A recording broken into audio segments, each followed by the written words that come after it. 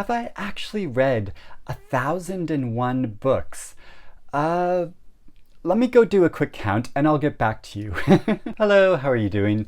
Since it's the weekend, I thought it would be fun to do a book tag, and I came across this new book tag that was just created recently by Sandy over at Ms. Reads a Lot, so I'll put a link down below in the description to her original tag. And I really like how this is a mixture of some questions about books and some of them are just personal questions, and I always think it's really fun to get to know the creator like a bit more rather than just listening to somebody talk about a book or a series of books. And also I like how this tag sort of speaks to our sense of greediness as readers, of people who are committed readers that just want to read all of the books, and the sense of 1,001 books, of that sense is so exciting, and all of the possibilities of the stories that are in there. And every time I walk into my library here and look up at the big shelves of books that are behind me, it just makes me so happy. And so I just love seeing a big stack of books. It's just a wonderful thing. So there's a number of different prompts. I'm gonna go through all of them. First off, starting with 1001 lists. Do you follow any book lists? It can be prize list or a challenge like the Rory Gilmore challenge, which actually I haven't come across before. I need to look that up. But yeah, if you've watched my videos, you know I love a good book list. I love at this time of year following the best books of the year lists that are brought out by newspapers and different publications. I'm also a big follower of book prizes, which are obviously like creators of book prize lists, and trying to read through all of the long lists or short lists. And but also, yeah, there are other lists of books like the Modern Library, the 200 best novels in English since 1950. I've been trying to read all the books that are listed in this for a number of years, and sort of ticking them off as I go. And there's a whole big group of lists like this, which are sort of like the best books of all time or the best classic novels of all time, and I often make videos about that as well. And so yeah, that's something I enjoy following. I guess it's just having a sort of set list there that you can pick and choose from makes it so much more pleasurable. It's almost like having a reading list from school, but because you're just doing it for fun, that you don't have to read all of the books on there if you don't want to. Or you can, if you start reading a book and aren't enjoying it, you can just put it aside and say, well, I don't know why they chose that to be on this list. But yeah, it's just fun to have a sort of guide to go by, I guess. Question 2 is 1001 books. Approximately how many physical books do you currently own? And this is a tough question, and I've been asked it a lot in the past when people see my bookshelves and how many books I have. And yeah, it's difficult to answer, and I would find it way too tedious, like going through and actually counting up how many books I own. But I can come up with an approximate number, because if I just count up the number on a bookshelf and how many bookshelves I have, and then multiply that. And so, and this bookshelf behind me, it's really tall. It goes all the way up to the ceiling. There's approximately 900 books out on the shelves that you can see just on the shelves, but I do double stack, and so there are books behind those books. And so I'd probably say there's another 300 books that I've sort of squirreled away behind the book, front-facing books on the shelves. And then in other rooms in my house, I also have some other smaller bookshelves that would probably have about 250 books in it. And then in my spare room, I have another quite a big bookshelf filled with books, and then like a stack of books behind it that probably amounts to another 250. So if I'm going to add all that together, I would say I have approximately 1,700 to 1,800 books in total, physical books. That's quite a lot. And actually, just like saying that number aloud, that's quite overwhelming. But a lot of people too say, like, have you actually read all of the books on your bookshelves? And actually, quite a few of these books behind me I've not read, because the books that I tend to save are ones that I still want to get to and get to reading. And unless I absolutely loved a book, or it's a book that I know I want to reread at some point, I probably won't keep a physical copy of it. Or if it's a very special copy of it that's signed or that someone gave to me or something like that, I'll probably keep it. But otherwise, I'll probably get rid of it, just because I don't have enough room on all of my shelves. You can see my shelves are absolutely packed, and I'm constantly having to negotiate what I'm going to keep, what I'm going to get rid of. It's a whole process. Question 3 is 1,001 books read. Approximately how many books have you read in your lifetime, and do you keep track? This is another question that I can't really answer, because I haven't kept track of every single book that I've read in my lifetime. I'm doing an approximation. I would probably say, on average, the past few years, I probably read around 100 books a year, though that hasn't always been the case. So I'd probably say in my adult life, for the past 20 years or so, I've read approximately 80 books a year. And so multiplying that by 20, that comes to 1,600 books, which is quite a lot. And I think that's probably quite an accurate figure of how many I've read, though I also read quite a lot in my teenage years and childhood, but yeah, 1,600. Wow. I didn't keep track of all of those books, and in the past several years I've kept a book blog, and one of the reasons I keep a book blog called Lonesome Reader is to keep track of all the books I read and the thoughts I have about them, and it really helps me process my thoughts about them. And I don't write about every single book I've read on that blog, but I write about most of them. So if you want to know my thoughts about all the books that I read, and it's all there on lonesomereader.com. But yeah, before I kept an online book blog, I did used to keep a journal, and actually I looked up. I found this notebook tucked away in a drawer filled with books that I'd read over the course of a year. So this is way back in 2000, and when I read the novel Dinner at the Homesick Restaurant by Anne Tyler. And even then I was like writing these like geeky little reviews of the book I was reading, and which was really more for my own memory to recall what I actually thought and felt about a book, and also trying to process how I felt about that book.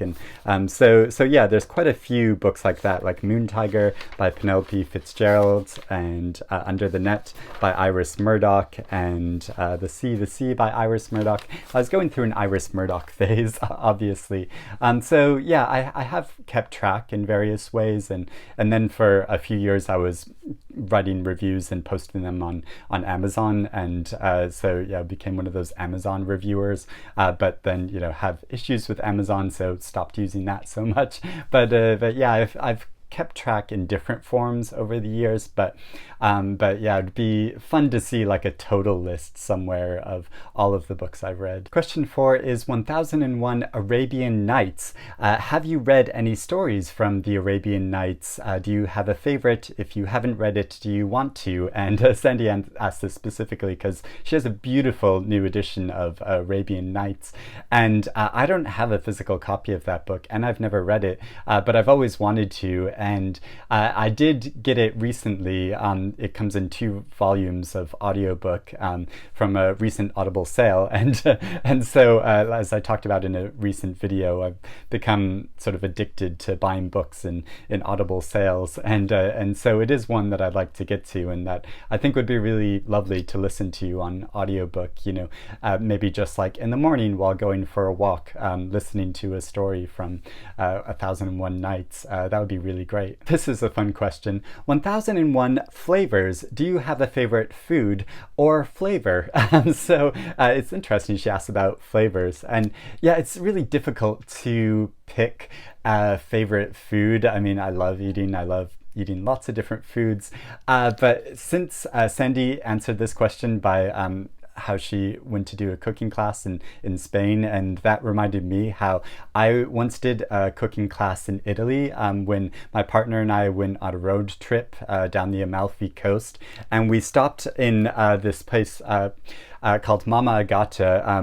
Mama Agata herself, who is this like famous chef. She cooked for the Hollywood stars that came to Italy way back in like the 60s, and so she runs this cookery school on the Amalfi Coast, and I'd found out about her because there was a MasterChef challenge where they went to Mama Agata's and got a cooking lesson from her, and so while we were driving down the Amalfi Coast, we saw that Mama Agata was there and doing cooking classes, and so we got on a cooking class, and she runs these cooking classes with her daughter Chiara, which is such a fun name, which my partner and I always joke about Chiara in that here she is, Chiara. There's that Ciara-san where that she does a duet with Missy Elliott, and when Ciara comes on, she says, "My name is Ciara," and so we always say, "My name is Chiara," and that's a very silly joke. Anyway, we did this cookery class, and ate so much amazing food there. I just stuffed myself, and I mean, Mama Agata did most of the cooking, and but one of my favorites was this called Mama Agata's cochili. Not sure how you pronounce that, cochili. Anyway, it's basically like a fried ball of dough that's filled with courgette and meat, and it is so good and delicious, especially with a glass of prosecco. And yeah, that was so good. I love that food, so that would probably be one of my favorite foods. One of my favorite flavors is like very nostalgic one I keep thinking back on, and which I can't get here in the UK. Growing up in the US, there was this local store called the Way store, which sold penny candy, and I would ride my bike out to this store to buy a bag of candy and then cycle home. And one of my favorite things and one of my favorite flavors was this watermelon sweets. I think they were called like watermelon heads or something like that. And so obviously it was an artificial watermelon flavor. It wasn't anything authentic, but it was so good, and I just love that flavor, and I'd love to find some of those again. Back to books. 1001 pages. Have you read a book that's over 1001 pages? Is there one that you would recommend, and is it worth the time? Which I think is always a really interesting question, and also asks, what is the longest book you have ever read? And I'm really not sure about that.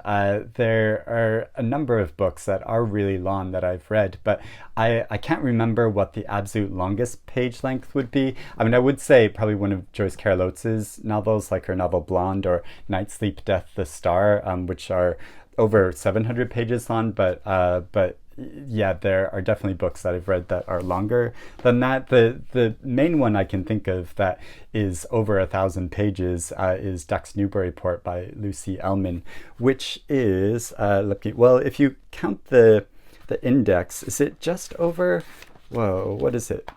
There is, well, actually, yeah, if you get to the end, which ends on page 998, and then on 999 you have this little map which relates to the story if you've read it. But then there's a whole index of acronyms at the end. So if you count that list of acronyms at the end, it goes up to 1,030 pages. But yeah, there are other books like Crime and Punishment, though I don't think that's over 1,000 pages, or maybe Don Quixote.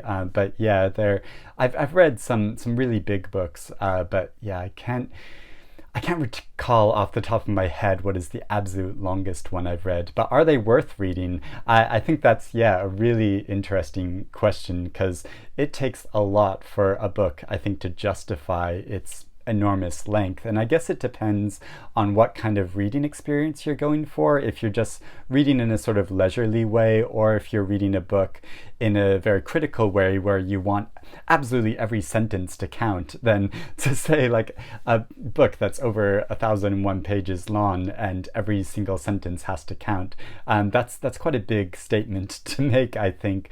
But if you're just reading a more leisurely pace, I would say, there's a kind of repetition and rhythm to Ducks Newburyport.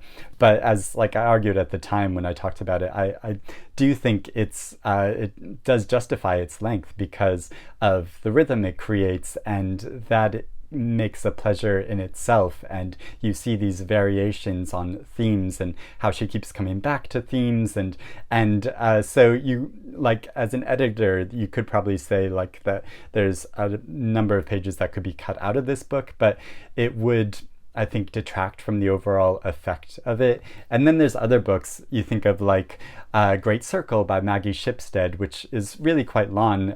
Was it around 500 or 600 pages long? But she said in manuscript form it was, closer to 900 or 1,000 pages long, and it would be really interesting to read the original manuscript of that, because I'm sure there's a lot more detail, and because I love the story and the characters so much that I would be happy to read a few hundred more pages of that. So it's an interesting question. 1001 buckets. Do you have a non-bookish bucket list? What is one thing on the list? That's an interesting question. I'm not generally someone that makes these like big life goals or has these like big grand plans of things I want to do, before I kick the bucket. But one thing I probably would like to do that's non-bookish is go for an entire month being offline. And which, I've probably gone for like a week or so before, when I've, particularly when I go on holiday. I really don't go online all that much, but particularly in the last few years, I've spent so much time online, and every single day I'm like looking on YouTube and watching new videos, or like going on social media. And I think it would be a good, healthy challenge to spend an entire month completely offline, and then I could come back on YouTube and be one of those YouTubers that makes a video of like, I stayed offline for a month, and very like self-righteously be like that. But it'd be a fun experiment, and a really healthy thing to do is to sort of ground me and get back to myself, and something. And it would be interesting to see how my reading changes over that time, if I would be able to read more or in a more concentrated way over that time. Yeah, I think that would be a good challenge for me. 1001 numbers. Do you have a lucky number, and is there a story behind it? Actually, I don't have a lucky number, and I don't like play the lottery or anything, and so it's not like I have sort of numbers that I sort of pull out to do that. If I had to pick a lucky number, it would probably be 9, just because I grew up at an address of 9 Whitten Drive in Maine, and so I guess I'd say 9. 1001 authors. Do you have a favorite author and or genre? And you'll probably guess, if you know me, that my favorite author is Joyce Carol Oates. I have quite a few of her books. I don't have all of her books, but I do have 3 bookshelves that are dedicated just to her books. And actually there's more like tucked around here and there up on my shelves here, because she keeps publishing more, and so I continuously need more space for her books, and so trying to find more space for her books. But yeah, someday maybe that's another bucket list goal of mine. I'd like to have the complete library of Joyce Carol Oates, all of her books, on my shelves somewhere, like one big bookshelf just filled with all of her books. That would be really fun. Do I have a favorite genre? Well, it'd probably be literary fiction, but that's quite like a broad category. I would probably say like family sagas. I love a good family saga and reading about multiple generations of a family, like Homegoing by Ya Gyasi, or Joyce Carol Oates' novel Belle Fleur. That is such a brilliant family saga. There's just such I think an emotional resonance I think of following characters over the generations and seeing the immediacy of their lives, but then also seeing the immediacy of the lives of like their grandchildren or their great-grandchildren. And because that's something, we can't get in our own lives. We will never really truly know what the lives of our grandparents or great-grandparents or even further were like. And so, yeah, I just think there's a really lovely resonance to that. 1001 activities. Do you have a favorite outdoor activity? And for me, it would probably just be hiking. I do really enjoy hiking or going for long walks. I don't like, big, huge physical exertion. Though when I went to Lanzarote recently, I did hike up a volcano, which was a really beautiful hike and amazing to see the views from there, and just also this like stark volcanic landscape. I've done some amazing hikes around the UK, like down the White Cliffs of Dover. Went on a lovely hike down those along the coastline and in Scotland. And I've done a number of hikes in America where I've gone to national parks with my partner. We quite like doing a road trip around the United States, and there's so many great national parks in the United States and great places to go hiking, like Yellowstone National Park and the Sequoias in California. And so, yeah, and I hope to be doing that again soon, of doing more travel again soon and being able to do some of these hikes in beautiful national parks. And the final question is 1001 book clubs, which Sandy is asking whether she should start a book club. And well, yeah, I'd say go ahead. It's always great to have a book club and sort of a plan of books to read and a group of people that you read the same books month after month. And it'd be really fun to do that with one of these lists of, like the greatest books of all time, and maybe not like 1001 books, but maybe 100 or 50, I think would be a much more manageable number. And I don't currently belong to any book clubs. I had a small group of, there were two people of Claire Fuller and our friend Antonia, where we would meet for lunch quite regularly for a few years to discuss books. And I had some other book clubs, like physical book clubs, where we would meet together much earlier on, like a decade ago. Though I remember a very embarrassing time of a physical book club where we went to a busy Pizza Express and we're discussing Anais Nin's book, one of her saucier books, and trying to loudly discuss this book that involved a lot of sex, while very conscious we were there were lots of tables of people around us. And but yeah, I really enjoy being part of a book club and a physical book club, which is a much different experience than reading books online and discussing books with people online. So I would like to do that again, though it's very difficult to coordinate with trying to find dates when everyone can physically meet up. And so a lot of the physical book clubs I've belonged to have sort of petered out because of that reason. But yeah, I would like to do it again. So finally, she just asked to tag people in this, and I would tag everyone.